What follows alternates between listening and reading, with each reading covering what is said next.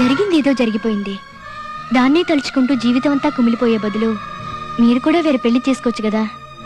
చూడండి, ప్రేమ అనేది భాషకందని భావం.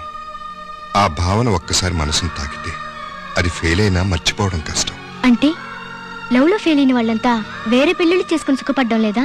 సుఖపడ్డం వేరు, సంతోషంగా ఉండటం వేరు.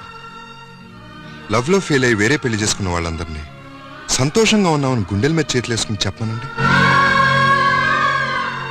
చెప్పలేరు. ఎందుకంటే 100 ఏళ్లు గడిచిన ఆ గత ప్రేమ తాలూకు జ్ఞాపకాలు మనసులో ముళ్ళులా గుచ్చుతూనే ఉంటాయి.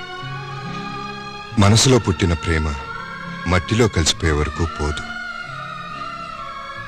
నిజమే, కానీ ఒక్క మొక్కకి ఎన్నో పువ్వులు పూస్తాయి. ఒక పువ్వు రాలిపోతే ఇంకో పువ్వు పూయడం లేదా? కానీ రాలిపోయిన పువ్వును తిరిగి అతికించగలవా? ప్రేమ కూడా అంతేనండి. పువ్వులాగా పూయగలదే గాని